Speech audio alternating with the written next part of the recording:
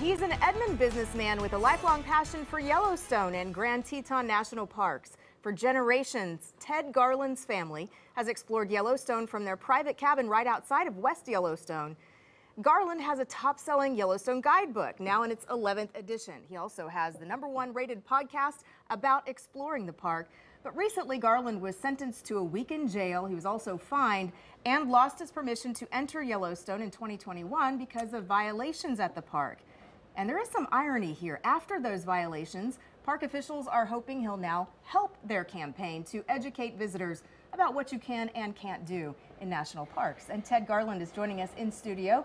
And thanks for being here. Thank you for having me. I really appreciate it. Yeah, we're glad you're here. Well, this all started last August, and we understand that it has to do with violating some procedures, such as going into closed-off areas and things like that. That's correct. You know, one of the charges was violating a closed area, and back then I had a handicapped client who really wanted to see the brink of the Lower Falls, which is a no-miss item in Yellowstone Park. So got there and saw it was closed, but there was people going around the closure like it was going out of style. In fact, I saw 2 park employees come through the closure, hopped out of the truck, asked them if I could go down and shoot a quick video for my handicapped client, and they of course said yes, but I was found guilty for that. And then violating the thermal areas, you know, this is the one big reason the judge noted that I'm actually going to jail for 7 days is I got too close to a thermal area about 9 miles from my car that I'd been hunting up for years, and got too close and shot a video in 2017 and posted that to my personal Facebook page. And do I regret posting that? Yes, because that has now 4 years later garnished me 7 days in jail. I see. Okay. And you also have a very large fan base because you've got a podcast. You've also got that best-selling book.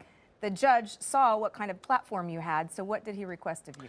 Yes, the judge had made mention that this year, with the increased people going into Yellowstone Park, they're going to set a record this year of people visiting Yellowstone Park by a long shot. They've just had a rash of violations and things in the park. And seeing that the big voice that we have gained through Explore Yellowstone Like a Local, he asked me if I would amend the initial intro into our guidebook, our podcast, and our pages. And I, of course, said yes. I welcomed the park to do that with open arms. Mm-hmm. And they went after you, it seems, like for a specific reason. I know that you had your guide permit. Are guides held to higher standards? Is that why when you say all these people passed the barricades, you did too, you specifically got charged for that? Well, there's a really good example of that. There's a hot pot at the base of a small waterfall called Mystic Falls, and I've been swimming in that hot pot since I was 6 years old.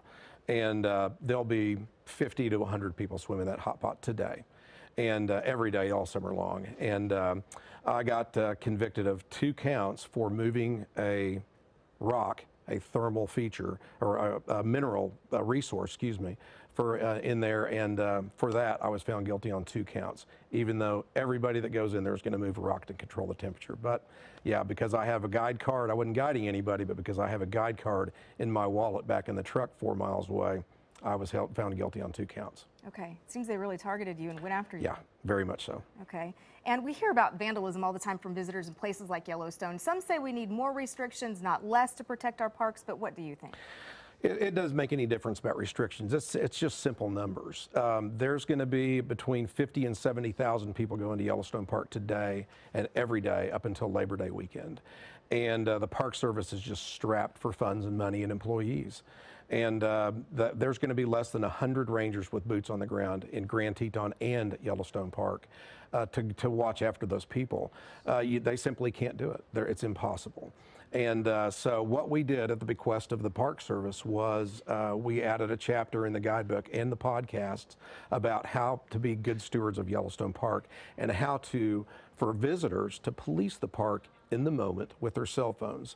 So what we said is if people will just, if they see somebody doing something illegal or stupid, and they're going to every day, just simply video them, take a couple pictures, politely go ask them to stop doing that, take a picture of their license plate, and that person is going to end up getting a big fine and possible jail time when they get home, depending upon the violation they do. Okay, and speaking of your jail time, you've mentioned you get 7 days now. It hasn't yet happened. When do you expect it to happen?